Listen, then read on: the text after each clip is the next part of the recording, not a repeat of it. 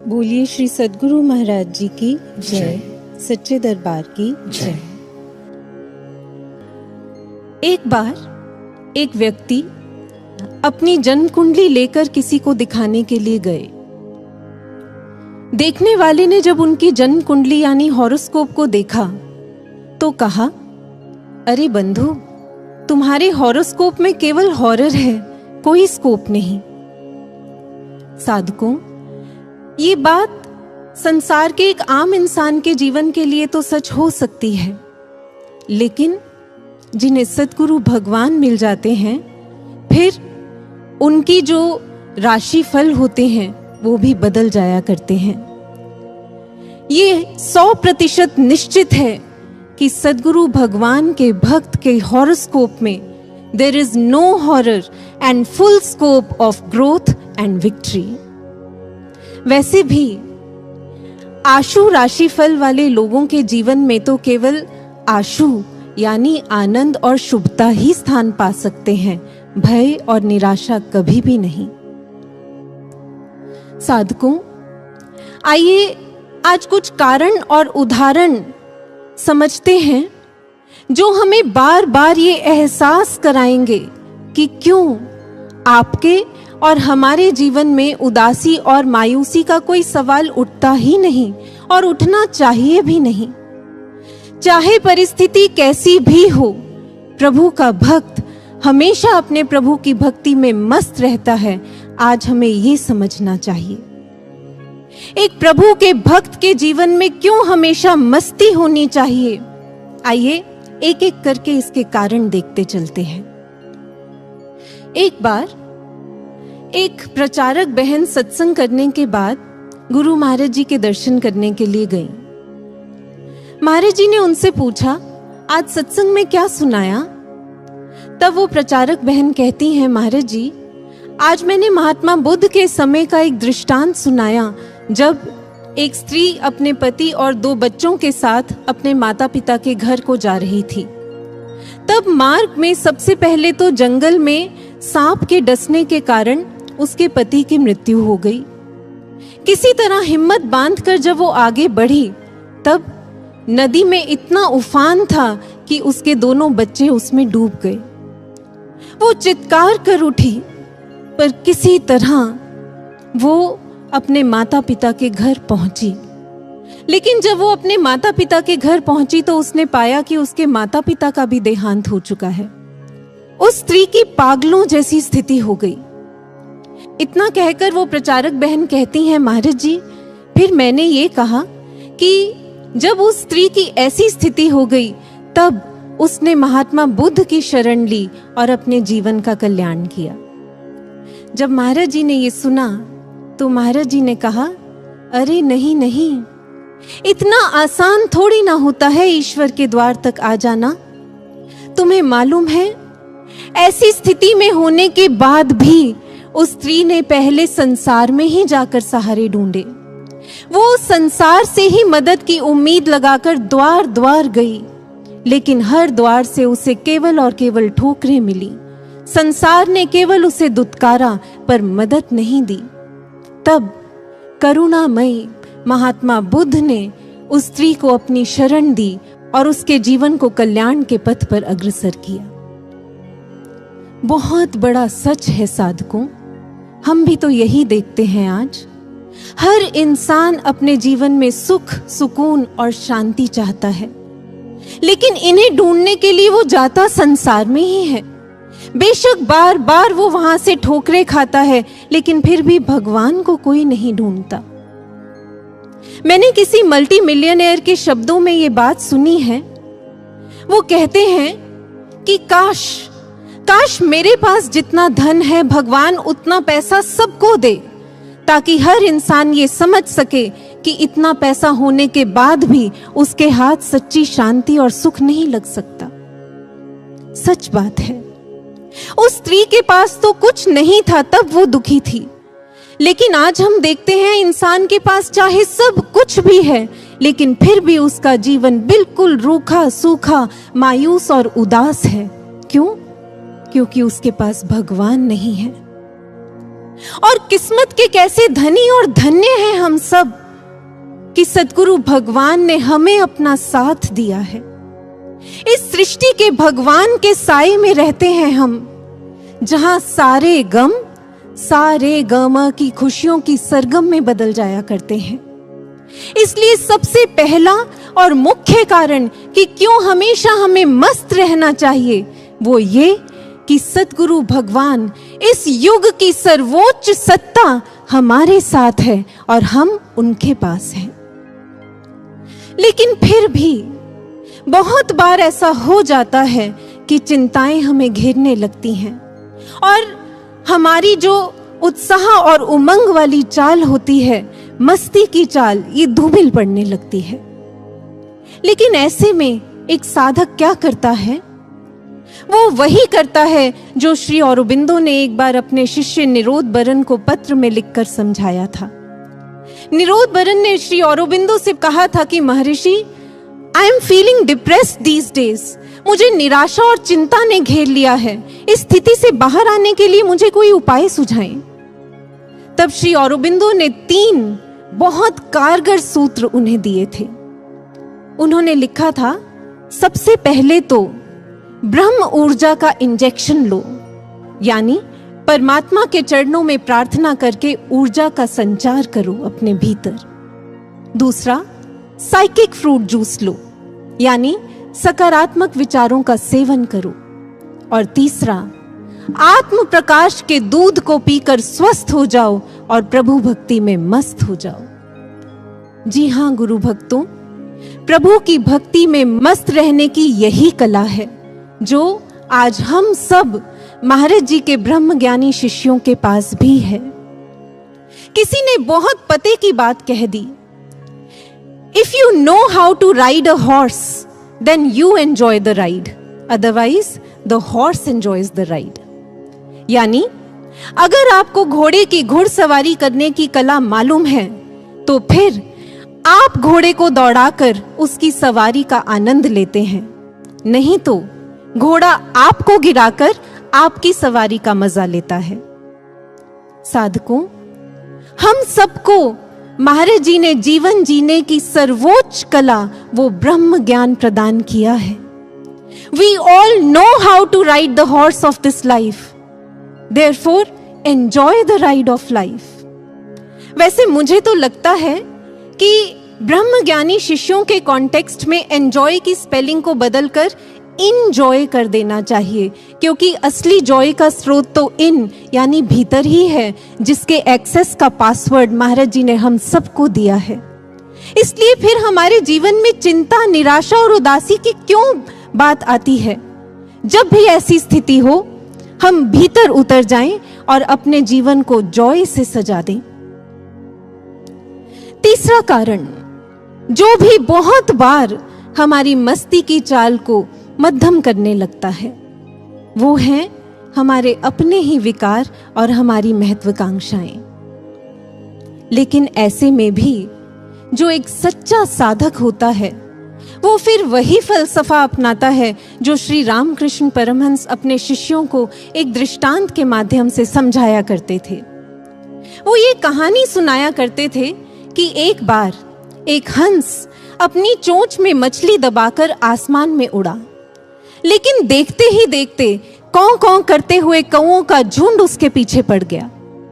उस हंस ने बहुत प्रयास किया, लेकिन उन कौओं ने उसका पीछा नहीं छोड़ा। जब बहुत देर हो गई और वो हंस परेशान हो गया, तब उसने सोचा सारी परेशानी की जड़ ये मछली ही है। ऐसा सोचते ही उसने अपनी चोंच खोल दी और मछली को नीचे गिरा दिया। इधर मछली नीचे गिरी और उधर कौओं ने उसका पीछा छोड़ दिया और उस हंस ने स्वच्छंद उड़ान भरी उस खुले आकाश में। ये दृष्टांत सुनाकर श्री रामकृष्ण परमहंस कहा करते थे, सुनो, तुम सब भी अपनी इच्छाओं और महत्वाकांक्षाओं की मछली को गिरा दो और जैसे तुम्हारा प्रभु चाहता है वैसे ही उसकी रजा में राजी रहो। फिर देखना, अवसाद, निराशा, घृणा, क्रोध के कौवे तुम्हें कभी परेशान नहीं करेंगे, खुद ब खुद तुमसे दूर चले जाएंगे और तुम जीवन की मस्त उड़ान भर सकोगे। महात्मा बुद्ध भी यही कहा करते थे कि अगर शांति की इच्छा रखते हो तो पहले इच्छा को शांत कर दो। बड़े मार्के का फलसफा है साधकों, जो सारी निराशा को फेल करने और हम में प्रभु भक्ति की मस्ती को फुल करने में बिल्कुल कारगर है। मुझे याद है इसी संदर्भ में एक बार गुरु महाराज जी के कक्ष में कुछ शिष्य बैठे हुए थे। उस समय महाराज जी ने बहुत मस्त अंदाज में अपने सर के पीछे दोनों हाथों को रखते हुए कहा, वो क्या है, चाह गई चिंता मिटी मनवा बेपरवाह, आगे क्या आता है? सारे शिष्य एक स्वर में बोले, जिसको कछु ना चाहिए सोई शहंशाह। महाराज जी कहते हैं अगर इस सूत्र को पकड़ लोगे तो डिप्रेशन तुम्हें कभी नहीं पकड़ सकेगा। इसलिए मस्त हो जाओ, व्यस्त हो जाओ और अपने प्रभु के चिंतन में ध्यानस्थ हो जाओ। अब मैं आपके सामने एक एक्सपेरिमेंट को रखती हूं जो भी कई बार हमारी मस्ती को फीका करने का कारण बन जाता है। ये एक्सपेरिमेंट यूनिवर्सिटी ऑफ विस्कॉन्सिन के centre for study of pain में किया गया था। इसमें कुछ पार्टिसिपेंट्स को लिया गया और उन पार्टिसिपेंट्स को एक एक करके कमरे में अकेले एक बर्फ की बाल्टी में पैर रखकर बिठाया गया और उस टाइम ड्यूरेशन को नोट किया गया कि कितनी देर वो व्यक्ति उस बर्फ की बाल्टी में अपने पैर को रखकर बैठ सकता है। फिर एक्सपेरिमेंट का दूसरा राउंड आया। अब भी हर व्यक्ति को पांव को बाल्टी में रखकर ही बैठना था जिसमें बर्फ थी, लेकिन इस बार एक बदलाव था। कमरे में वो व्यक्ति अकेला नहीं था, बल्कि उसके साथ एक केयरिंग पर्सन भी मौजूद था जो उस व्यक्ति के संघर्ष को फील कर सकता था, उसके लिए सहानुभूति रखता था। बड़े कमाल की ऑब्जर्वेशन देखने को मिली साइंटिस्ट्स को। उन्होंने पाया कि सेकेंड राउंड में जब सहानुभूति रखने वाला कोई व्यक्ति साथ में मौजूद था तो वो व्यक्ति दुगने समय तक अपने पांव को उस बर्फ की बाल्टी में रख पाया, यानी संघर्ष से जूझने की उसकी क्षमता डबल हो गई। सोच कर देखिए साधकों, अगर एक सहानुभूति रखने वाला साधारण सा इंसान साथ में हो तो व्यक्ति की क्षमता दुगनी हो जाती है संघर्षों से लड़ने के लिए।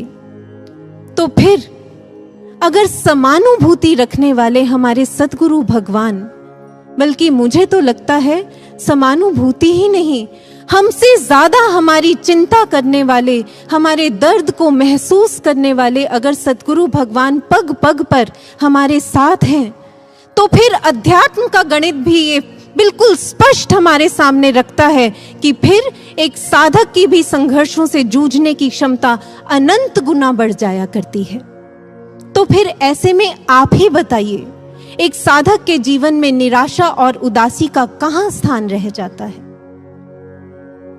चलते चलते एक आखिरी कारण भी आपके सामने रखना चाहती हूं जो बहुत महत्वपूर्ण है और जो क्रिस्टल क्लियर हमारे सामने इस बात को रखता है कि आपके और हमारे जीवन में उदासी और मायूसी रखने का हमें कोई अधिकार है ही नहीं।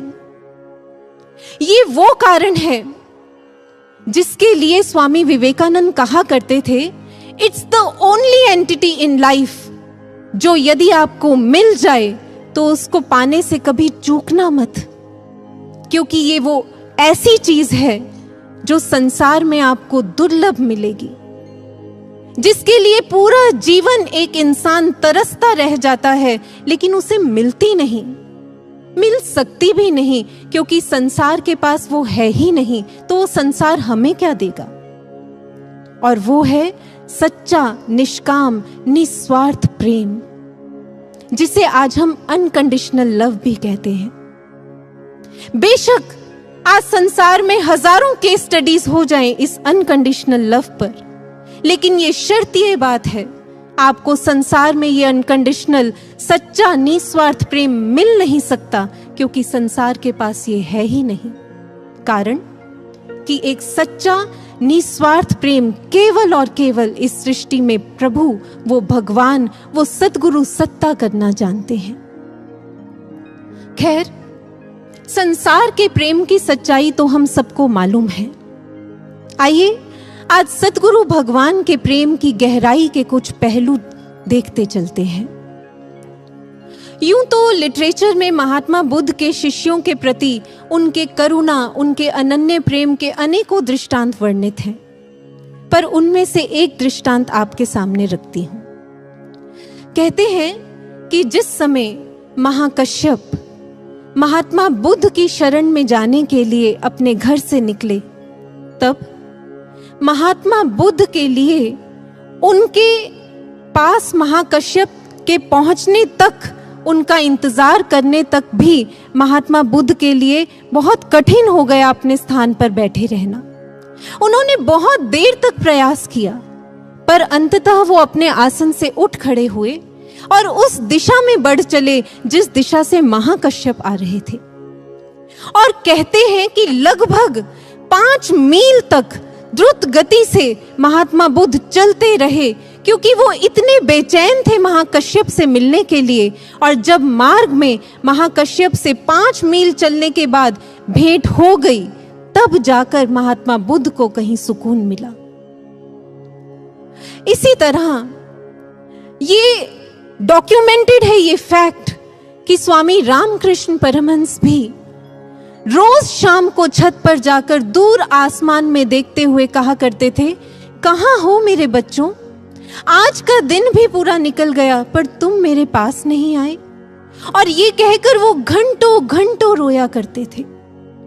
सोच सकते हैं आप, वो सतगुरु सत्ता आधे अधूरे हम भक्तों के लिए, हम इंसानों के लिए तड़पते हैं, हमसे मिलने के लिए।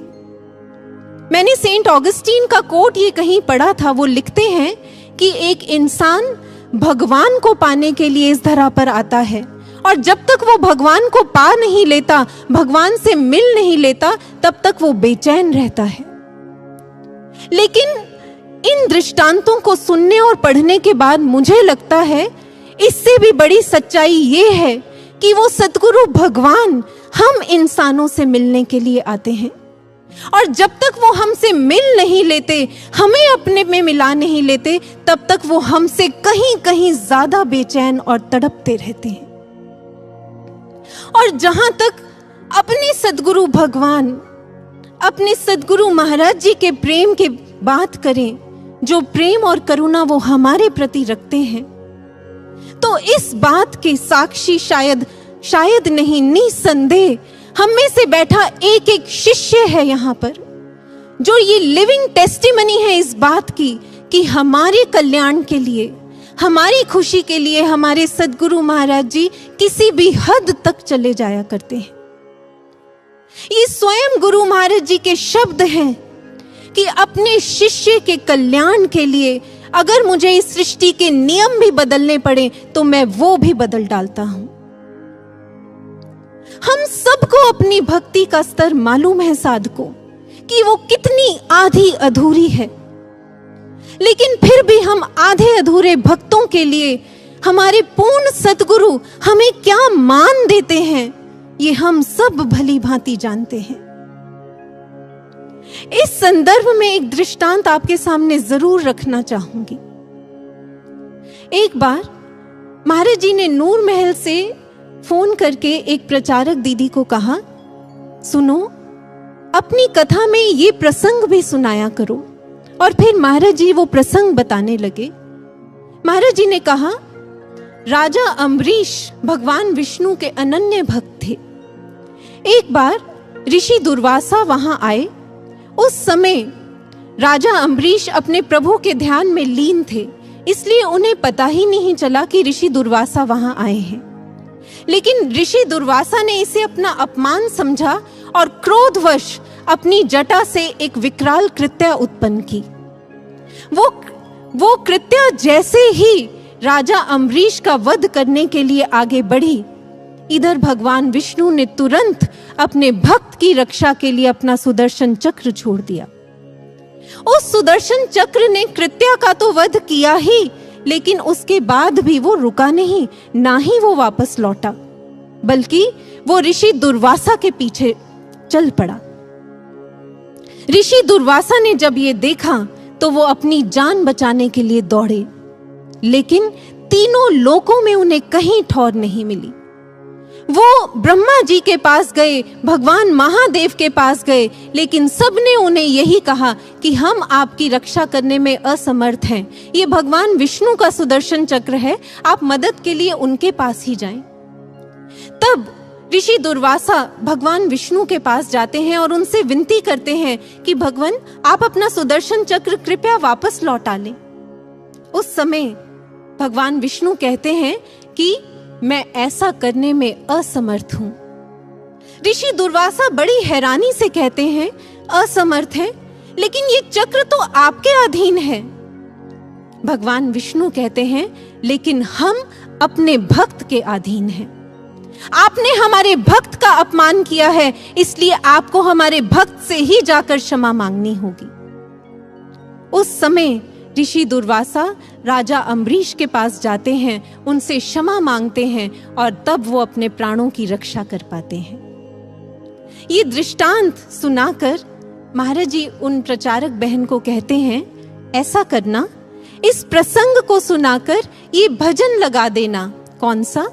मैं तो हूं भक्तन को दास, भगत मेरे मुकुटमणि।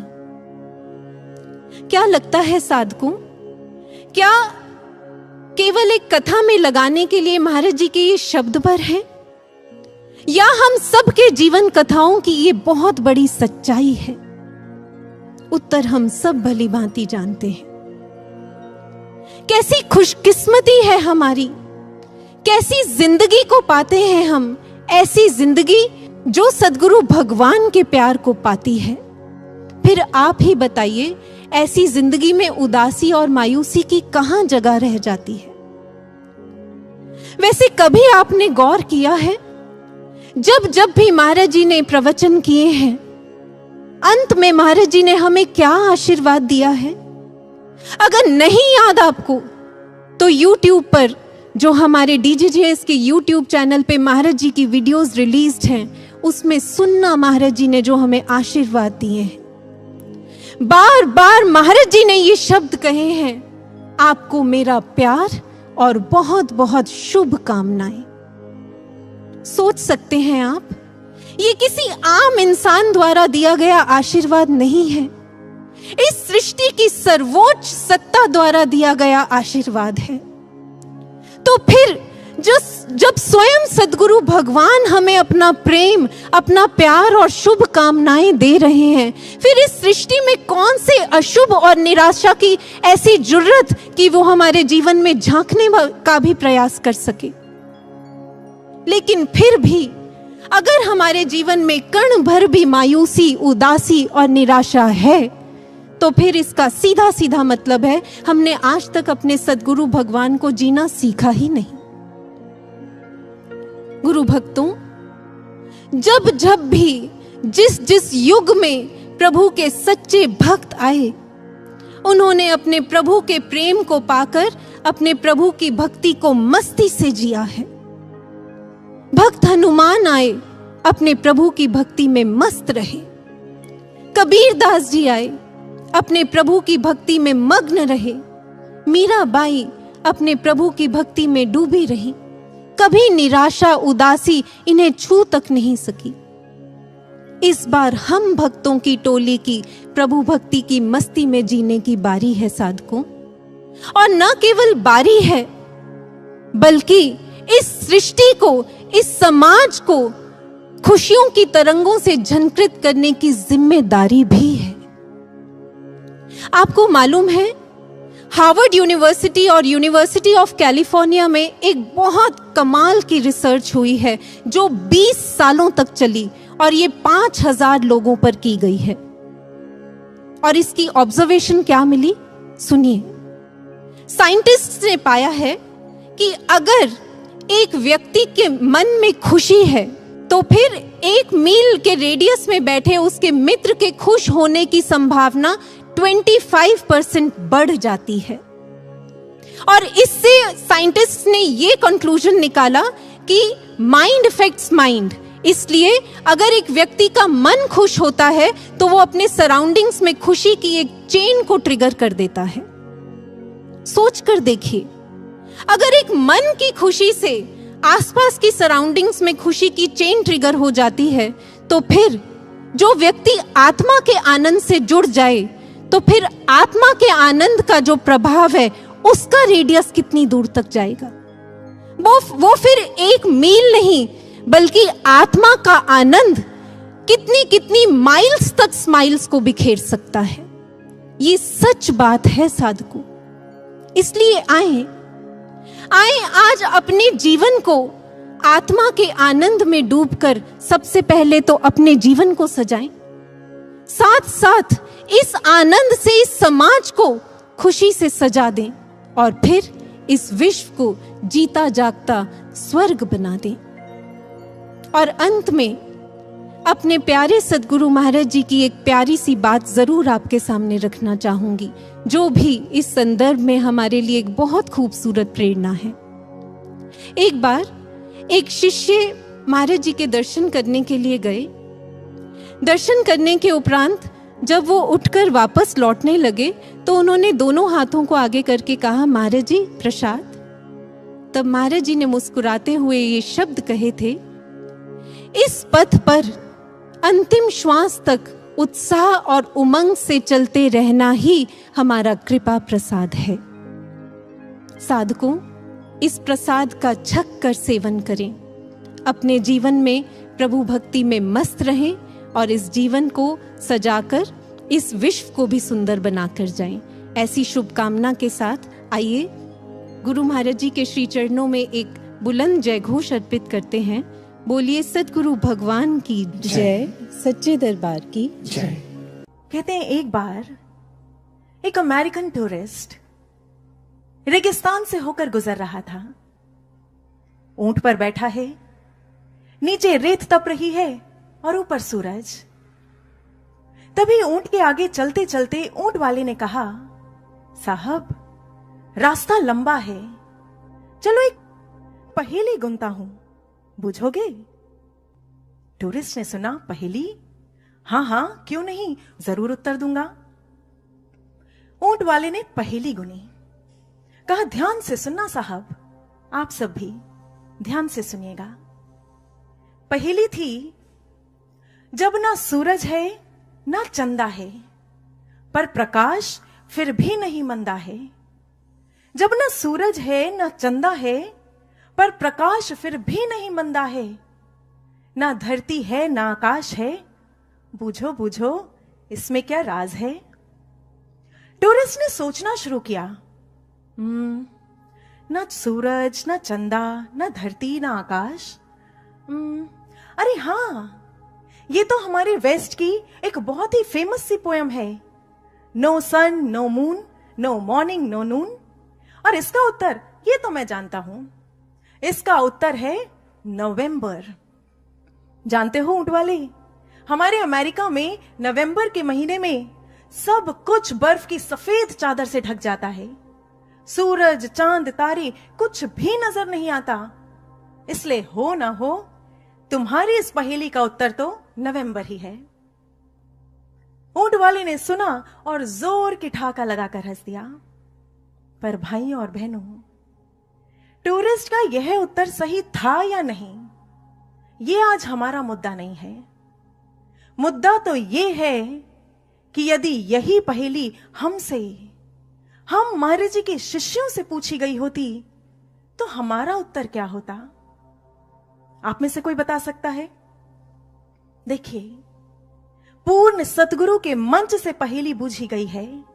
आप सब भी गुरु भक्ति के मोती चुनने के लिए यहां बैठे हैं, इसलिए इसका उत्तर भी गुरु और शिष्य के अटूट संबंध की गहराई में उतरकर ही खोजना होगा।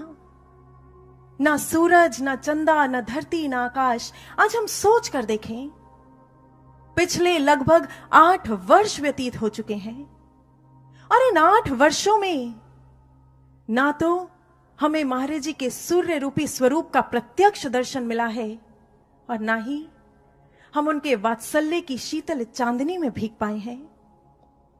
महाराज जी का वो आकाशवत कृपा हस्त, उससे भी तो हम महरूम हैं। और महाराज जी के दयामय करुणामय चरण, जो धरती की तरह हमारी सारी चिंताओं का भार वहन कर लिया करते थे, वो भी हमें नहीं मिल रहे। इसलिए यदि इस पहेली को हम शिष्यों से पूछा जाए तो हमारा उत्तर तो केवल एक ही हो सकता है, और वह है प्रतीक्षा काल, इंतजार की बेला।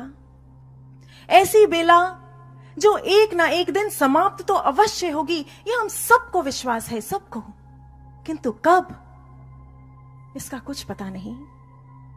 पर भाइयों और बहनों, क्या ऐसे में हम शिष्यों का धर्म क्या बनता है? क्या हम यूं ही बस हाथ पर हाथ रखकर बैठ जाएं? क्या निराशा में घिरकर इन पलों के खत्म होने का इंतजार भर करते रहें?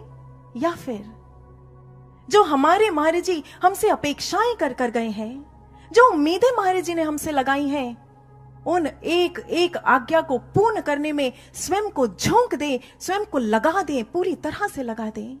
क्या धर्म बनता है हमारा? जानते हैं, बंजारों का एक लोकगीत बड़ा फेमस है, कंटीले पक्षी का लोकगीत। कहते हैं ये जो पक्षी है ना, कंटीला पक्षी, ये अपनी जिंदगी में सिर्फ और सिर्फ एक बार अपने जीवन का सबसे मधुरतम सर्वश्रेष्ठ गीत गाया करता है। किंतु जब उसका ऐसा गीत गाने का मन करता है तो जानते हैं वो क्या करता है? बीहड़ गहरे जंगलों में उतर जाता है, वहां कुछ कंटीली झाड़ियों को ढूंढता है और उसमें स्वयं को लोट देता है। सारा शरीर लहूलुहान हो जाता है, पंख छितर जाते हैं, और तब उस पीड़ा में वह गीत गाना आरंभ करता है। किंतु तब भी जब उसे लगता है कि उसका गीत उस ऊंचाई को नहीं पा रहा जिसके लिए उसने गीत गाना आरंभ किया था, तब वह अपनी जिंदगी का एक बहुत ही कठिन कदम उठा देता है। क्या करता है? एक सबसे नुकीला कांटा ढूंढता है और उस नुकीले कांटे से सीधा अपने हृदय को भेद लेता है। और उस समय उसके भीतर से जो पीड़ा, जो दर्द, जो तड़प निकलती है ना, बस वही उसके भीतर से सबसे मधुरतम सर्वश्रेष्ठ गीत का सृजन कर दिया करती है। ऐसे गीत का जिसमें वो बुलबुल के मधुर गीत को भी कहीं बहुत पीछे छोड़ देता है। भाइयों और बहनों, ये जो बंजारों का लोक गीत है, यह हमें एक बहुत ही गहरी प्रेरणा दे रहा है, इशारा कर रहा है कि पीड़ा में जो सृजन होता है वह उत्कृष्ट कोटि का हुआ करता है। आज महाराज जी प्रत्यक्ष रूप में हमारे समक्ष नहीं है, ऐसे में हमारे भीतर से भी बार बार रह कर वो एक तड़प, वो पीड़ा उठनी चाहिए, एक टीस निकलनी चाहिए, जिससे भावों का सघन पुंज इकट्ठा हो सके। ऐसा पुंज जो हमें अपना निर्माण करने की, अपने ऊपर काम करने की, खुद को गढ़ने की एक शक्ति दे दे, एक गजब का जज्बा हम में भर दे। और फिर देखना, क्योंकि साधकों यही वो समय है जो इस समय का लाभ उठा लेंगे, वे स्वयं अनुभव करेंगे कि उनके जीवन का सबसे सुंदर गीत प्रकट हो गया है, यानी उनका सर्वोत्कृष्ट निर्माण हो गया है। ठीक वैसे जैसे हुआ था सप्त ऋषियों का। हमारे पुराणों में एक बहुत ही छोटी सी गाथा आती है, पर कहते हैं बहुत सुंदर गाथा है हम साधकों के लिए, हम महाराज जी के शिष्यों के लिए इस समय बिल्कुल सटीक बैठती है। कहते हैं एक बार देवादिदेव महादेव, आदि योगी महादेव ध्यान की अवस्था में बैठे थे कैलाश की बर्फीली चोटियों पर, पूर्ण रूप से आनंद में डूबे हुए, आंखें मुंदी हैं, होठों पर एक हल्की सी मुस्कान है, चेहरे पर एक अलग ही सुंदर सी छटा है, और सामने बैठे हैं 7 ऋषि जो प्रभु के इस आनंद को एक टक देख रहे हैं, आप पलक निहार रहे हैं। मन ही मन प्रार्थना उठ रही है, हे प्रभु, हे आदि योगी, उठिए, अपनी समाधि को तोड़िए और हम पर भी अपने दिव्य सानिध्य का आनंद रस बरसा दीजिए। समय बीतता गया, ऋषियों की प्रार्थना बढ़ती चली गई, और कहते हैं एक दिन फिर आकाशवाणी हुई। कहा, ऋषियों, इस समय आप जिस मनोभूमि पर खड़े हैं, उस मनः स्थिति पर खड़े होकर उस ब्रह्म का और ब्रह्म के रस का आनंद नहीं लिया जा सकता। इसलिए जाइए, स्वयं को तैयार कीजिए। बस इतना सुनना था कि सातों ऋषि तड़प उठे। भीतर एक गहरी टीस उठी, एक वेदना उठी, और इसी तड़प ने जन्म दिया एक दृढ़ संकल्प को। बस फिर क्या था, स्वयं पर कार्य करना आरंभ हुआ। अपने मन को शुद्ध, पावन, पवित्र करने का एक कठोर परिश्रम हुआ। आदि योगी के समाधि से उठने के प्रतीक्षा काल को ऋषियों ने अपना परीक्षा काल बना लिया, और करते करते करते करते ऐसी मनोभूमि तैयार हुई, ऐसी मनोभूमि that after 84 long years, 84 वर्षों बाद स्वयं आदि योगी उनसे प्रसन्न हो गए और उनके समक्ष प्रकट हो गए। भाइयों और बहनों, कहते हैं ये वही समय था। आदि योगी की इसी प्रसन्नता में उस दिन धरती को प्रथम गुरु की प्राप्ति हुई थी, सर्वप्रथम गुरु की। आदि योगी ने अपनी समाधि को तोड़ा और आदि गुरु के रूप में ऋषियों के समक्ष प्रकट हो उन पर वह आनंद रस की वर्षा कर दी, अपने ब्रह्म रस में पूर्ण रूप से उन्हें भिगो दिया, सराबोर कर दिया। और कहते हैं, हमारे पुराण बताते हैं कि बस उसी दिन वे भाव पूरित 7 ऋषि महान सप्त ऋषियों में परिणत हो गए। भाइयों और बहनों, पुराणों की एक बहुत ही छोटी सी गाथा है, पर इस पूरी की पूरी घटना का अगर बड़ी ही बारीकी से एनालिसिस किया जाए तो हम पाएंगे कि ये 2 स्टेप प्रोसेस है। सबसे पहला स्टेप, जब एक भक्त, एक शिष्य के भीतर एक टीस उठती है, एक तड़प उठती है, वेदना उठती है, और वह स्वयं पर कार्य करना आरंभ करता है, खुद को तैयार करना आरंभ करता है। और फिर आता है दूसरा स्टेप, जब उसके इष्ट, उसके भगवान, उसके सद्गुरु उससे प्रसन्न हो जाते हैं और उसके समक्ष प्रकट होकर उसे अपने दिव्य अलौकिक आनंद रस का पान करा देते हैं। साधकों, क्या आपको ऐसा नहीं लगता कि आज आदि योगी आशुतोष की चलाई गई इसी रीत को सतगुरु आशुतोष ने भी हम सब शिष्यों के लिए चुन लिया है? महाराज जी का ये समाधि काल, ये भी तो वही उपयुक्त समय है, नियत समय है, जब हमें भी स्वयं पर कार्य करना होगा, अपने मन को पावन, पवित्र, शुद्ध करना होगा, विकारों से दूर करना होगा, और ऐसी तैयारी करनी होगी, ऐसी तैयारी कि हमारे सतगुरु आशुतोष भी हमसे रीझ जाएं, समाधि से उठें और इस विश्व के विराट मंच पर भगवान आशुतोष के रूप में प्रकट होकर हमें भी अपने दिव्य सानिध्य के आनंद रस में भिगो दें, हमें भी सराबोर कर दें। किंतु उससे पूर्व the very important, the very pertinent question is, आखिर इस पूरे के पूरे प्रोसेस का पहला स्टेप कैसे हो? यानी हमारी तैयारी कैसी और कैसे हो, हम स्वयं का निर्माण कैसे करें, खुद अपने ऊपर काम कैसे करें, खुद अपने आप को कैसे गढ़ें। चलिए उसके लिए आपको ले चलते हैं राजस्थान में मेवाड़ की भूमि पर। ऐसी भूमि जो क्षत्रियों और क्षत्राणियों की भूमि रही, ऐसी भूमि जो राजपुताना आन बान शान की भूमि रही। दोहराती हूं, सुनो रक्त से लिखी हुई कुर्बानी, जिसके कारण मिट्टी भी चंदन है राजस्थानी। ऐसी ही चंदनमयी मिट्टी का एक ऐतिहासिक पात्र थी रानी पद्मावती। रानी पद्मावती एक ऐसा चरित्र जिसे यदि कवियों और लेखकों ने उकेरना चाहा तो उन्हें सबसे पहले अपनी कलम को स्वाभिमान की स्याही में डुबोना पड़ा।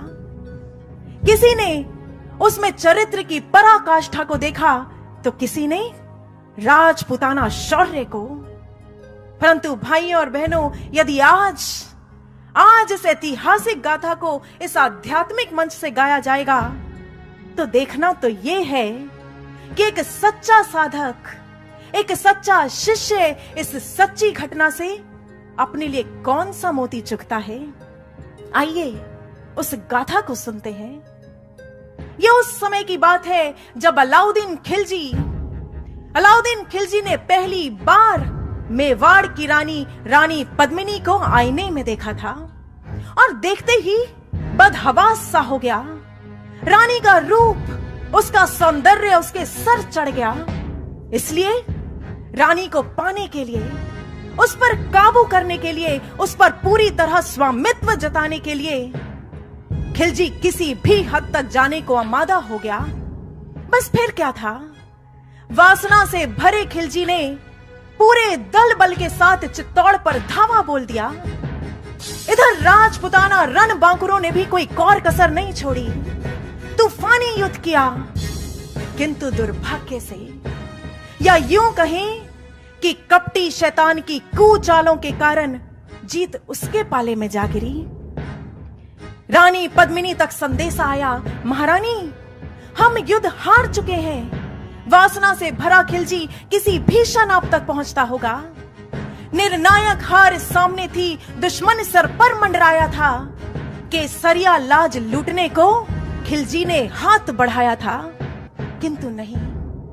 रानी पद्मिनी एक क्षण में शत्राणी रूप में प्रकट हो गई।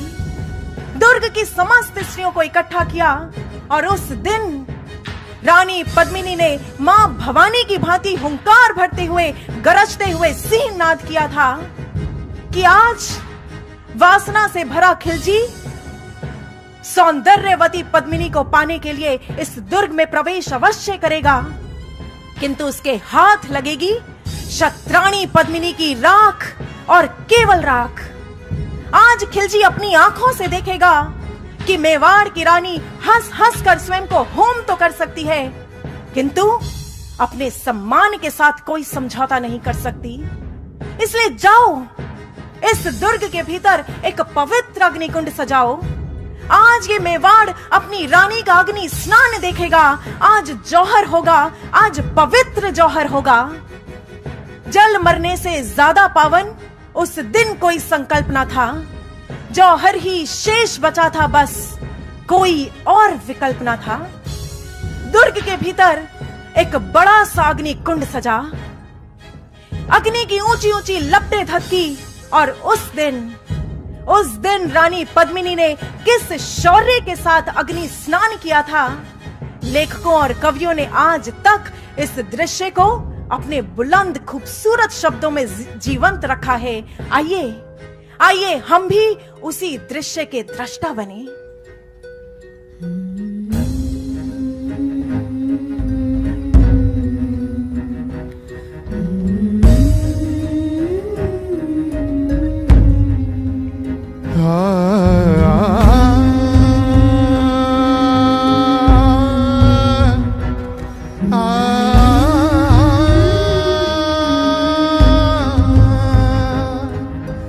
बहल गई होगी धरती, अंबर फटकर रोया होगा। पद्मावती ने जब उस दिन केसरिया बाना पहना होगा। शिकन न थी माथे पर, न एक श्वेत बिंदु तक आया था। आंखों में ऐसी ज्वाला थी जिससे अग्नि कुंड तक थर्राया था।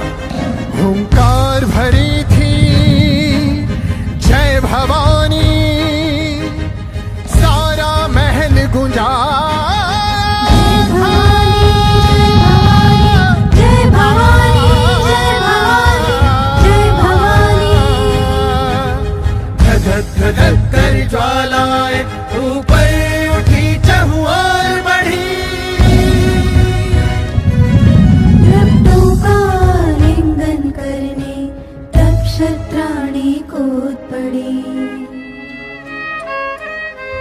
खिलजी के हाथों में उस दिन बस अफसोस ही आया था।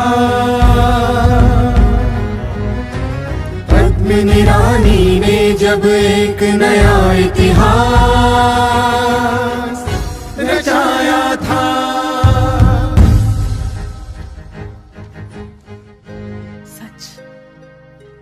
रानी पद्मिनी ने इतिहास रच दिया। सोच कर देखें कैसा रोंगटे खड़े कर देने वाला दृश्य होगा वो। माथे पर एक शिकन नहीं थी, मन पल भर के लिए नहीं डोला था, बस हुंकार भरी अग्नि कुंड में कूद पड़ी और धधकती लपटों का आलिंगन कर लिया। क्या लगता है आपको, क्या उस समय रानी पद्मिनी के लिए यह निर्णय लेना बहुत आसान रहा होगा? नहीं। 100 बार खुद को याद दिलाई होगी यहां की पवित्र संस्कृति की, इस मिट्टी में यहां की हवाओं फिजाओं में घुली हुई ऊंचे चरित्र की गाथाओं की, और सबसे बड़ी बात, राजपुताना शान को कायम रखे उस बलिदानी पथ की। और बस उसी साहस, उसी जज्बे और उसी शौर्य से भरकर उसने जौहर का इतना बड़ा कदम उठा लिया होगा। पर भाइयों और बहनों, रानी पद्मिनी तो इतिहास रच गई, पर आज सोचना हमें है। अब हम सोचें कि हम जिस पथ पर बढ़ चुके हैं, महाराज जी के शिष्यों ने जिस पथ पर अपने कदमों को बढ़ा दिया है, क्या वो पथ कायरों का पथ होगा? क्या वो पथ बुज़दिलों का पथ होगा? नहीं, ये पथ भी आध्यात्मिक क्षत्रियों और क्षत्राणियों का पथ है। ये पथ भी शुरस्य धारा, महाराज जी के मुख से हमने कई कई बार सुना है, खांडे की धार पर चलने का पथ है। फिर ऐसे में साधकों, ये पथ भी हमसे एक मांग रखता है, और कोई छोटी मोटी साधारण मांग नहीं, बहुत ऊंची मांग रखता है। कैसी मांग? बलिदान की मांग, बलिदानी जौहर की मांग। परंतु कैसा जौहर, किसका जौहर आपके मन में आ रहा होगा? क्या इस तन का? ना। चलिए, इसे समझने के लिए अब इस पूरी की पूरी घटना को एक साधक के लेंस से देखते हैं। यहां रानी पद्मिनी किसे सिंबलाइज कर रही है और खिलजी किसका प्रतीक है? साधकों, यहां रानी पद्मिनी प्रतीक है एक जीवात्मा की, इस पथ पर बढ़ते हम और आप जैसे साधक की। और खिलजी प्रतीक है विषय विकारों और व्यसनों का, एक ऐसे मन का जिसकी नजर जब जीवात्मा पर पड़ती है तो वो भी अमादा होता है। उस पर काबू पाने के लिए, उस पर वश में कर लेने के लिए, उस पर अपना स्वामित्व जताने के लिए, एक जीवात्मा जिसने अपना सत्त्व उस पुरुषोत्तम ईश्वर के साथ स्थापित किया होता है, उस सत्त्व का हनन पतन कर देने के लिए और अपने विकारों के पूरे दल बल के साथ हम पर टूट पड़ता है। पर ऐसे में एक साधक का क्या रोल होना चाहिए? क्या वो आत्मसमर्पण कर दे? क्या अपने ईर्ष्या, द्वेष, घृणा, छल, कपट ऐसे विकारों के आगे घुटने टेक दे, हार मान ले? नहीं भाइयों और बहनों, जिस समय एक साधक को लगता है कि उसके विकार उस पर हावी होने का प्रयास कर रहे हैं, तो वो भी पद्मिनी की ही भांति हुंकार भर उठता है कि नहीं, इन काम, वासना, ईर्ष्या, द्वेष, घृणा की भावनाओं को अपने ऊपर हावी नहीं होने दूंगा, मैं इनका स्वामित्व स्वीकार नहीं करूंगा। और तब वो भी अपने जिंदगी का एक फाइनल स्ट्रोक खेलने के लिए तैयार हो जाता है। वही पथ चुनता है जो उस समय मेवाड़ की क्षत्राणी ने चुना था, जौहर का पथ। साधकों, रानी पद्मिनी ने तो एक बाहरी अग्निकुंड सजाया था, किंतु एक साधक का अग्निकुंड, वो तो उसी के भीतर सजा है, जिसे ज्ञान दीक्षा के समय स्वयं सद्गुरु स्थापित किया करते हैं। कहां? यहां इस आज्ञा चक्र पर, यहां तृतीय नेत्र पर, यहां इस जगह पर वो ज्ञान अग्नि, ब्रह्म अग्नि पल पल जाज्वल्यमान है। इससे पहले कि विकार साधक पर हावी हो, एक साधक इस कुंड में उतर जाता है, यहां इस ज्ञान अग्नि में स्नान करता है, माने ध्यान की गहराइयों में इतना गहरा उतर जाता है, इतना गहरा कि इस ब्रह्म अग्नि के साथ, ज्ञान अग्नि के साथ जुड़ जाता है, उसमें इकमिक हो जाता है, पूरी तरह से लीन हो जाता है कि ये विकार चाहकर भी उस पर हावी होना तो दूर, उसे छू तक नहीं पाते।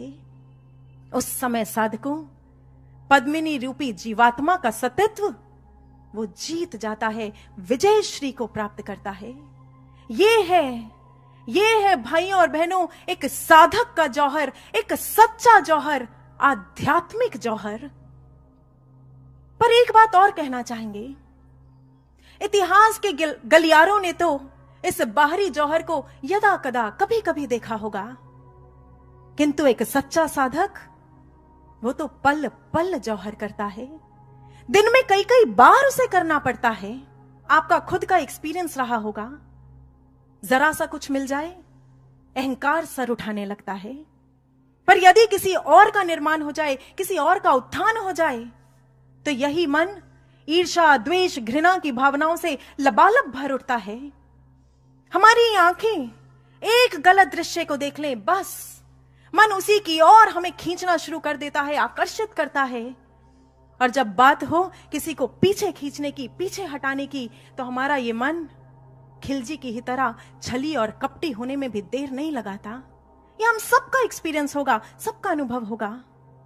पर साधकों सावधान, जब जब भी ये विकार एक साधक पर हावी होने लगे तो उसी समय सतर्क हो जाना, चौकन्ना हो जाना, अपने एक एक विचार पर तीखी पैनी नजर रखना। एक बार एक स्वामी भैया, जिनकी जेल में प्रचार करने की सेवा थी, वे सेवा में जाने से पहले महाराज जी के कक्ष में महाराज जी को प्रणाम करने के लिए गए, और अभी प्रणाम करके उठे ही थे कि महाराज जी ने एक इंग्लिश की कोटेशन बोली। और ये तो हम सब जानते ही हैं, महाराज जी के मुख से निकला एक एक शब्द, महाराज जी के एक एक शब्द का चयन वो ऐसा ही साधारण नहीं होता, बहुत बहुत गहराई रखता है। महाराज जी ने कहा, peace breakers can be transformed into peace makers, but they have to awaken vital vigilance within them. Maharaj ji ने स्वामी भैया से पूछा, जानते हो ये वाइटल विजिलेंस क्या होता है? भैया ने झट उत्तर दिया, हां जी महाराज जी, विजिलेंस तो पता है, ये वो डिपार्टमेंट होता है जो करप्शन पर या किसी गलत काम पर तीखी पैनी नजर रखता है और फिर उसे होने नहीं देता। पर महाराज जी वाइटल, अभी भैया सोच ही रहे थे कि महाराज जी ने गंभीर स्वर में कहा, आत्मिक चैतन्यता, आत्मिक सतर्कता। एक ब्रह्म ज्ञानी साधक की चेतना को इतना जागृत, हर पल इतना जागृत होना चाहिए कि वह अपने मन में उठते एक एक विचार पर तीखी पैनी नजर रखे, और फिर जब यही विचार विकारों का रूप लेकर उस पर हावी होने का प्रयास करे तो वो उसी समय सतर्क हो जाए, सावधान हो जाए, चौकन्ना हो जाए, और फिर यही वाइटल विजिलेंस एक साधक को गाइड करे। Now it's high time to meditate. ये सही समय है, उपयुक्त समय है। जाओ, ध्यान में उतर जाओ, इस ज्ञान ज्योति के साथ, ब्रह्म ज्योति के साथ इकमिक हो जाओ, तभी तुम अपने विकारों से अपनी रक्षा कर सकते हो। ये महाराज जी का सूत्र है। महाराज जी ने हम सब साधकों को दिया है कि हर पल सतर्क रहो और ज्ञान अग्नि से जुड़े रहो, तभी विकार हम पर हावी नहीं हो पाएंगे। आपको बताएं, ग्रीक मिथोलॉजी, उसमें भी एक बड़े ही सुंदर से पक्षी का वर्णन आता है। नाम है फिनिक्स बर्ड। आपने भी नाम सुना होगा। कहते हैं ये पक्षी अपने बड़े बड़े रेड गोल्डन पंखों के साथ वर्षों वर्ष जीता है, इसीलिए इसे इमॉर्टल बर्ड भी कहा गया, अमर पक्षी। पर जानते हैं, इस पक्षी के जीवन का एक बड़ा ही इंटरेस्टिंग सा फैक्ट है।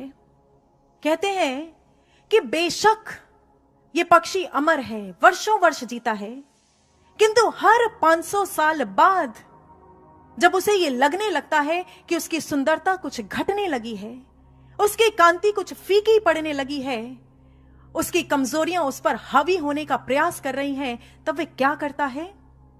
एक कठिन कदम उठाता है। वो अपने ही घोंसले में आग लगा देता है और उसमें कूद जाता है, खुद को भस्म कर लेता है। Yes, he burns himself into ashes। और फिर ग्रीक मिथोलॉजी कहती है कि फिर इसी राख से जन्म होता है एक नवीन सुंदर कांतिमय फिनिक्स का, एक ऐसे पक्षी का जो अपने आप में परफेक्ट है, गुणों से भरा हुआ है, अवगुणों से, दोषों से रहित है।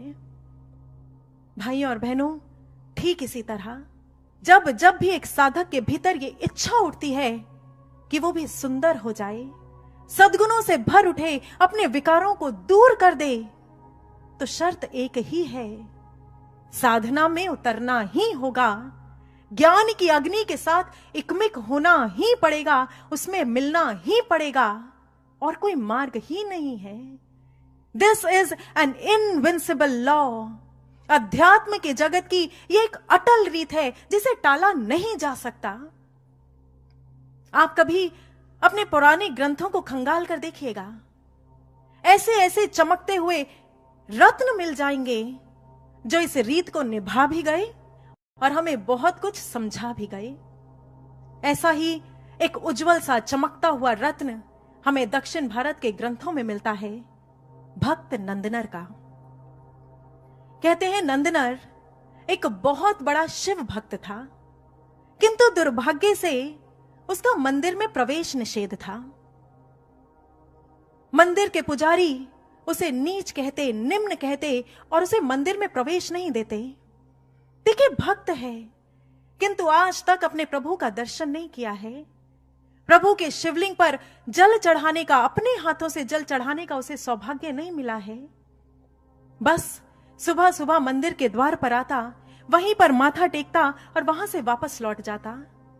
मन के भीतर एक इच्छा हर पल उठती रहती, हे प्रभु, कब आपके दर्शन होंगे, कब आपके मंदिर में प्रवेश कर पाऊंगा, कब आपके पास, आपके सानिध्य में आ पाऊंगा, मुझ पर भी कृपा कीजिए, दया कीजिए। पर कहते हैं ना, भक्त का हृदय बड़ा ही गजब का होता है। एक दिन नंदनर के मन में एक इच्छा उठी, और कोई छोटी मोटी साधारण सी इच्छा नहीं, एक ऐसी इच्छा जिसका पूर्ण होना लगभग असंभव था। तमिलनाडु का एक सबसे प्रख्यात विख्यात सबसे बड़ा मंदिर है चिदंबरम मंदिर। उसके मन में इच्छा उठी कि वो चिदंबरम मंदिर में रखे भगवान की नटराज की मूर्ति का दर्शन कर सके। देखिए कितनी कमाल की बात है। जानता है लोग नहीं मानेंगे, पुजारी मंदिर में प्रवेश नहीं देंगे, पर फिर भी भक्त अपने हृदय का क्या करे। समय बीतता गया, नंदनर के भीतर की यह इच्छा पुरजोर होती चली गई, प्रार्थनाएं बढ़ती चली गई, और फिर आखिरकार एक दिन स्वयं महादेव ने नंदनर को स्वप्न में दर्शन दिए। कहा, नंदनर, तुम चिदंबरम मंदिर में रखी मेरी नटराज की मूर्ति का दर्शन करना चाहते हो ना, तो फिर ठीक है, आज हम तुम्हें कहते हैं कल सुबह चिदंबरम अवश्य आना, पर कैसी भी परिस्थिति हो उसे पार कर हम तक जरूर पहुंच जाना। नंदनर प्रसन्न हो गया। सच प्रभु, क्या सच में कल मुझे आपका दर्शन होगा? क्या सच में मैं मंदिर में प्रवेश कर पाऊंगा? प्रभु मुस्कुरा दिए, अंतर ध्यान हो गए। रात गहराई और उसी दिन उसी रात अब महादेव ने उस मंदिर के पुजारी को भी दर्शन दिए। कहा, जानते हो कल नंदनर चिदंबरम में प्रवेश करने का प्रयास करेगा। पर पुजारी घबरा गया, प्रभु ऐसा कैसे, उसका तो प्रवेश निषेध है। महादेव ने कहा, तो फिर ठीक है, कल ऐसा करना कि मंदिर के द्वार पर एक अग्नि कुंड सजा देना और उससे कहना कि यदि वो मेरे दर्शन करना चाहता है तो इन अग्नि की लपटों से गुजर कर करे। अब पुजारी भी खुश है। अच्छा, तो कल नंदनर की चिता जलेगी वहां। सुबह हुई, दोनों ने महादेव की आज्ञा का पालन किया। सुबह सुबह नंदनर चिदंबरम मंदिर के प्रवेश द्वार पर पहुंचा, पर यह क्या, वहां तो अग्नि की ऊंची ऊंची लपटें उठ रही हैं। उधर पुजारी ने भी प्रभु की आज्ञा को सुना दिया। सुनो नंदनर, यदि मंदिर में प्रवेश करना चाहते हो, मेरे प्रभु का दर्शन करना चाहते हो, तो इन अग्नि की लपटों से गुजर कर दिखाओ, इस अग्नि परीक्षा को देकर दिखाओ। नंदनर ने सुना, उसी पल हाथ जुड़ गए, आंखों से अश्रुधार बह निकली। मन ही मन प्रभु से प्रार्थना की और शांत हृदय से एक क्षण गवाए बगैर प्रभु का नाम लेते हुए लपटों में प्रवेश कर गया। जानते हैं, जैसे नॉर्थ इंडिया में मां सीता की अग्नि परीक्षा फेमस है, वैसे ही आप कभी दक्षिण भारत चले जाना, भक्त नंदनर की इस अग्नि परीक्षा की गाथा को बच्चा बच्चा कहता मिल जाएगा। इधर नंदनर ने अग्नि में प्रवेश किया, पर उन लपटों से गुजरकर जैसे ही एक कदम बाहर निकाला, ये क्या चमत्कार घट गया। नंदनर पूर्ण आर्य वेश में है, तन पर जनेऊ है, माथे पर त्रिपुंड धारण किया है और पूरे के पूरे शरीर पर प्रभु की पवित्र भस्म को रमा रखा है। चेहरे पर इतना तेज है, इतनी कांति है, पुजारी ने जैसे ही देखा चरणों में दंडवत लेट गया। पर नंदनर वो तो अभी भी अपने महादेव को ढूंढ रहा है। मंदिर में प्रवेश किया और आज भक्त ने पहली बार अपने प्रभु का दर्शन किया है। आंखें छलछला रही हैं और तमिल ग्रंथ बताते हैं कि उसी दिन, उसी समय जब नंदनर ने प्रभु का दर्शन किया, वह प्रभु की महादेव की मूरत में ही समा गया, उन्हीं में ही लीन हो गया। भाइयों और बहनों, दक्षिण भारत की यह गाथा, बहुत से लोग जब इसे पढ़ते हैं तो इसके आध्यात्मिक अर्थ को समझ नहीं पाते, किंतु ये अध्यात्म का मंच है।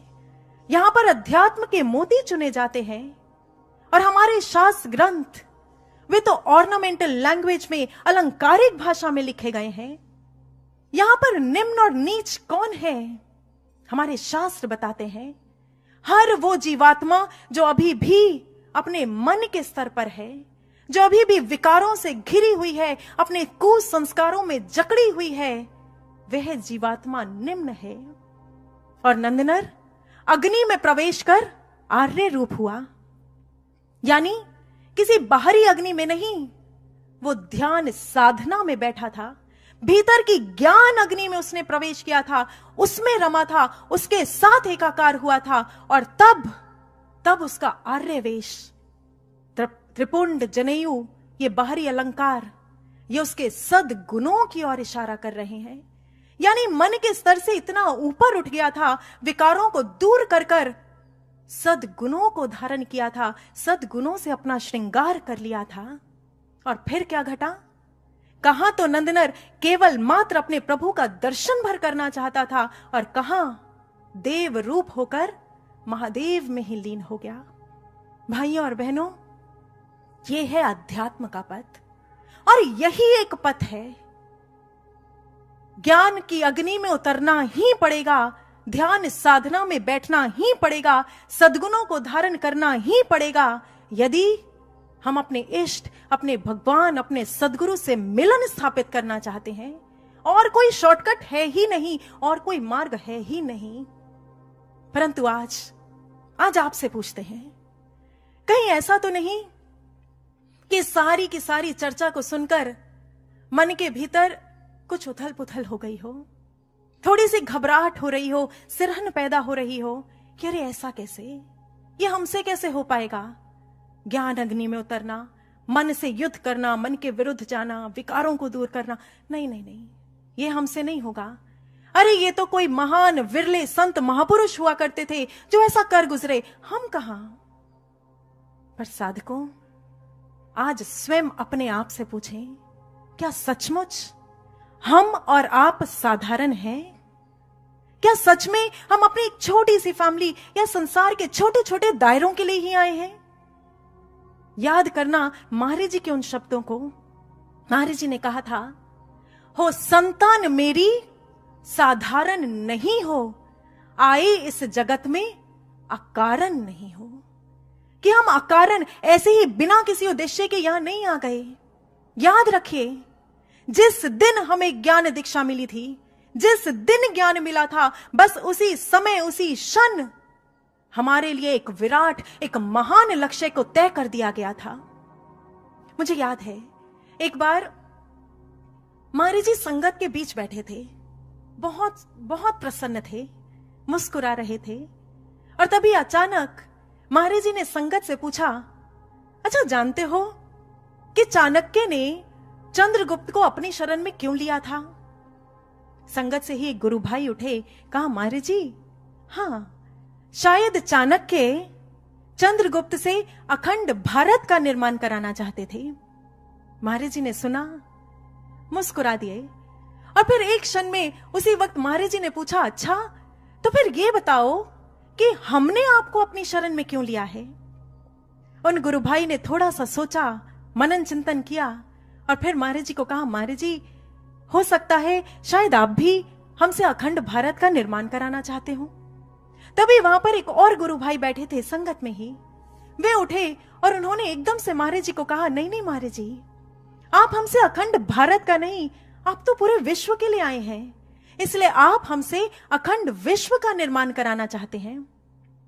महाराज जी ने सुना, पर इस बार महाराज जी गंभीर हो गए, कुछ क्षण मौन रहे और फिर उस दिन जो महाराज जी ने कहा था ना, साधकों वो हमारे लिए बहुत पते की बात है, हो सके तो आज गांठ बांध लेना, भीतर तक उतार लेना। महाराज जी ने कहा था कि हमने आपको अपनी शरण में इसलिए लिया है ताकि आप अपनी अखंड साधकता का निर्माण कर सकें और फिर इसके आधार पर आप अखंड भारत, अखंड विश्व और एक नए युग का निर्माण कर पाएंगे।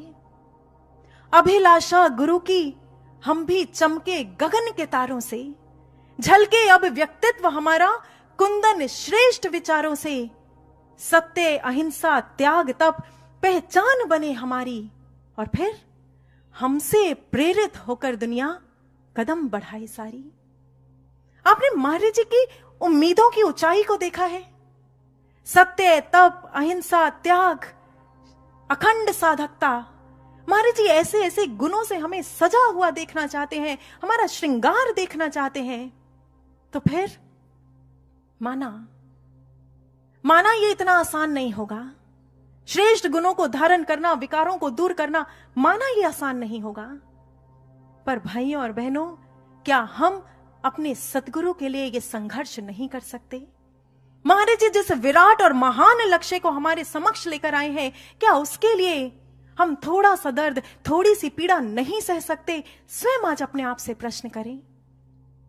जानते हैं एक इंसान के दर्द सहने की लिमिट कितनी होती है? साइंटिस्ट बताते हैं कि एक इंसान ज्यादा से ज्यादा 45 डेसिबल यूनिट्स का पेन सह सकता है। यदि यह पीड़ा इससे ज्यादा बढ़ती है तो इंसान वहीं पर दम तोड़ देता है। परंतु साइंटिस्ट ये भी जानते थे कि एक मां जब वह एक नन्हे से शिशु को जन्म देने वाली होती है तो वह जिस लेबर पेन से गुजरती है वो बहुत अधिक होता है। इसलिए उन्होंने उस समय की पीड़ा को भी नापा और वो हैरान रह गए, आंखें खुली की खुली रह गई जब उन्हें पता चला कि एक मां एक नन्हे से शिशु को जन्म देते समय 57 डेसिबल यूनिट्स का पेन सह जाती है। कहां तो 45 डेसिबल्स और कहां 57। यानी जिस सीमा पर जाकर श्वासों की लड़ी टूट जाती है, एक मां उस सीमा को लांघकर सृजन किया करती है। आखिर क्यों, कैसे?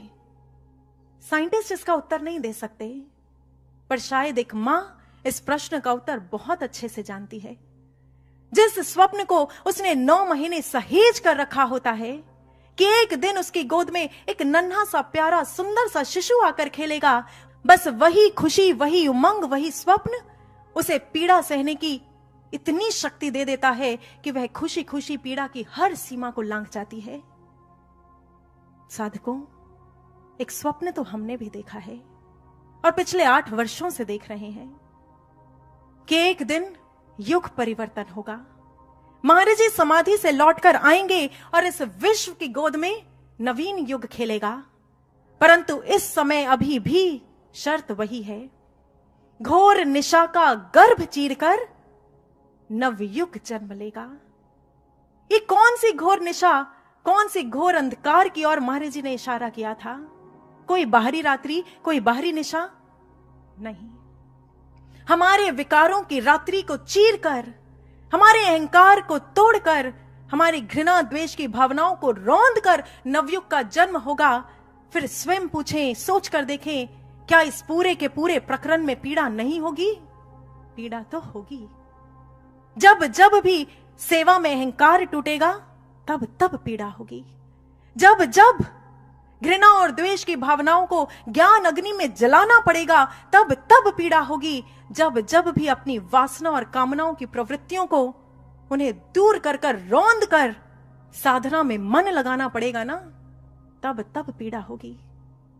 किंतु जब जब भी मन घबराने लगे, ऐसे में धैर्य की लड़ी टूटने लगे, संशयों के बीज फूटने लगे, तो उस समय स्वयं को जरूर याद दिला देना कि अगर एक मां एक छोटे से साधारण से शिशु को जन्म देने के लिए इतनी पीड़ा सह सकती है, तो क्या हम नए युग के सृजन के लिए नहीं कर सकते? क्या हम महाराज जी के उद्देश्य को, जो विराट लक्ष्य महाराज जी लेकर आए हैं, क्या उसको पूर्ण करने के लिए स्वयं को नहीं गढ़ सकते, स्वयं का निर्माण नहीं कर सकते? आज प्रश्न करें अपने आप से। चलिए अंत में चलते चलते आपको एक और भक्त की गाथा जरूर सुनाना चाहेंगे। एक ऐसे भक्त की जिसको आप जानते भी होंगे और जानकर भी नहीं जानते होंगे। नाम हजारों हजारों बार सुना होगा, पर सुनकर भी नहीं सुना होगा। क्या पहचान पाए हम किस भक्त की बात कर रहे हैं? नहीं? एक हिंट देते हैं। हर गणेश चतुर्थी पर हर गणपति भक्त इस भक्त का नाम ऊंचे ऊंचे जोर जोर शब्दों में, ऊंचे ऊंचे स्वरों में खुद अपने मुख से लिया करता है। क्या हुआ? अभी भी क्लिक नहीं किया? तो चलिए अब इस भक्त का नाम आपके ही मुख से बुलवा लेते हैं। बोलिए गणपति बप्पा मोरया। जी हां, गणपति बप्पा मोरया। कभी सोचा कि आखिर गणपति बप्पा के साथ ये मोरया शब्द क्यों जोड़ दिया गया? एक बार महाराज जी ने यह बात बताई थी, आज आपके साथ शेयर करते हैं। महाराज जी ने कहा कि मोरया का पूरा नाम मोरया गोसावी था। फैक्चुअली ये 14th सेंचुरी में भगवान गणपति के बहुत बड़े भक्त हुए। गणपति की मूर्त को सजाते, लड्डुओं का भोग लगाते, फूलों का हार पहनाते और दिन रात उन्हीं की अर्चना में, उन्हीं के पूजन में लगे रहते। मन से एक ही प्रार्थना हर क्षण निकलती रहती, मोरे आ प्रभु मोरे आ, यानी मेरे सामने आ, मेरे सामने आ और मेरे विकारों का हनन कर दे। लोगों का मानना है कि मोरया मोरया कहते कहते ही उनका नाम मौर्या पड़ गया था। इसी तरह समय व्यतीत होता गया, प्रार्थनाएं पुरजोर होती चली गई और आखिरकार एक दिन मौर्या पर भगवान गणपति की कृपा हो ही गई। उनके जीवन में एक पूर्ण सतगुरु आ गए। गुरुदेव ने मौर्या से कहा, मौर्या अरे तू तो गणपति का भक्त है ना, जो गणों के पति है, जो सद्गुणों के स्वामी है, फिर ऐसे में उनके भक्त के भीतर से भी तो ऐसे ही गुण निकलने चाहिए, उसका भी तो ऐसे ही सद्गुणों से श्रृंगार होना चाहिए। इतना सुनना था कि यह बात मौर्या के भीतर जाकर लग सी गई। गुरुदेव के चरणों में गिर पड़ा, गुरुदेव मार्गदर्शन कीजिए, क्या करूं, कैसे अपने सद्गुणों को धारण करूं, कैसे अपने गणपति का सच्चा भक्त बन पाऊं। गुरुदेव ने कहा, मौर्या मार्ग तो केवल एक है, जा ध्यान में उतर जा, ज्ञान अग्नि से जुड़ जा, स्वयं को तपा दे, कुंदन कर ले और श्रेष्ठ गुणों को धारण कर ले, सद्गुणों को अपने भीतर बसा ले, तभी तो गणपति का सच्चा भक्त कहला पाएगा। बस गुरुदेव के मुख से ये शब्द निकले और मौर्या ने गांठ बांध लिए। इतिहास बताता है कि उसी क्षण मौर्या ने अपने कक्ष के किवाड़ों को बंद किया और ध्यान में गहरा उतर गया। इतना गहरा उतर गया कि अपनी ज्ञान अग्नि के साथ पूरी तरह से इकमिक हो गया, लीन हो गया, उसी में जज्ब हो गया। और उधर चिंचवड़ गांव, चिंचवड़ जहां पर मौर्या ने ध्यान समाधि ली, पूरे के पूरे गांव में यह बात आग की तरह फैल गई कि मौर्या ने स्वयं को अग्नि के सुपुर्द कर दिया है। पर भाइयों और बहनों, मौर्या ने किसी बाहरी अग्नि में कूद नहीं लगाई थी, किसी बाहरी अग्नि में स्वयं को अर्पित नहीं किया था। अब इतनी चर्चा के बाद हम और आप इस बात को बहुत अच्छे से समझ चुके हैं कि वो ध्यान में उतरा था और भीतर की ज्ञान अग्नि में स्वयं को अर्पित किया था। और इस बात का प्रमाण मिलता है इस स्टोरी के सेकंड हाफ से, जब मौर्या की इसी ध्यान साधना से एक दिन भगवान गणपति प्रसन्न हो गए और उसके सामने प्रकट होकर कहने लगे, मौर्या मांग, आज जो चाहता है मांग ले, तुझे मैं वही दे दूंगा। मौर्या ने कहा, प्रभु मांगू, पर क्या मांगू? जिस मन में इच्छाएं उठती थी वो तो कहीं बहुत पीछे छूट गया है, अब क्या मांगू। गणपति और प्रसन्न हो गए। कहा, मोर्या, तभी तो तुझे कुछ देना चाहता हूं। तूने ऐसे सद्गुणों से अपना श्रृंगार कर लिया है और मुझ गणपति को प्रसन्न कर लिया है, इसलिए आज अपने लिए ना सही मेरी प्रसन्नता के लिए कुछ मांग ले। उस समय मोर्या ने हाथ जोड़े और कहा, प्रभु बस फिर तो इतना ही देना कि मैं आप में पूरी तरह से लीन हो जाऊं। मेरा और आपका ऐसा अटूट बंधन बंधे जो कभी कभी ना टूट पाए, किसी के तोड़ने से भी ना टूट पाए।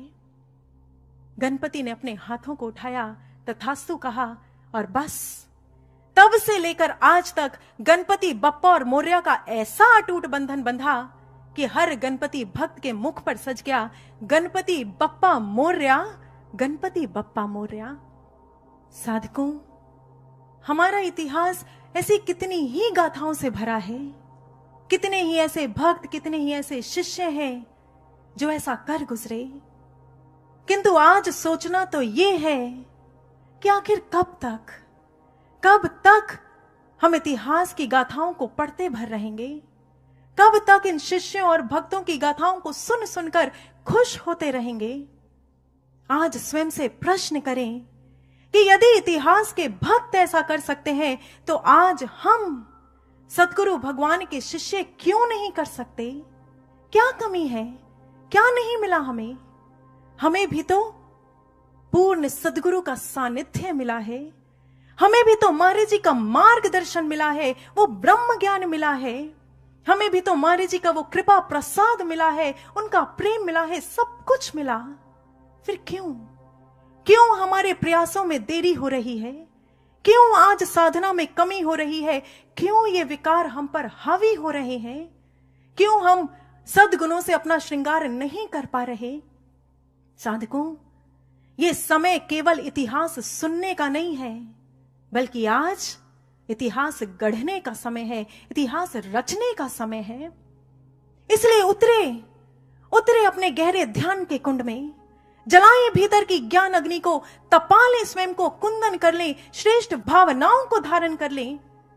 उस समय तो एक रानी पद्मिनी थी जिसने जौहर किया और इतिहास रच दिया।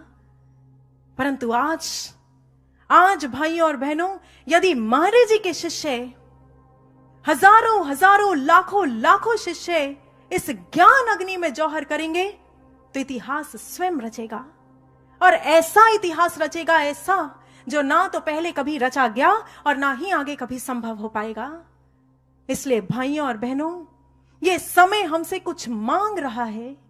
ये समय हमसे कुछ अपेक्षाएं रखता है, कुछ उम्मीदें रखता है। और वो क्या उम्मीद रखता है, हमसे क्या कहना चाहता है, आइए हम भी श्रवण करते हैं।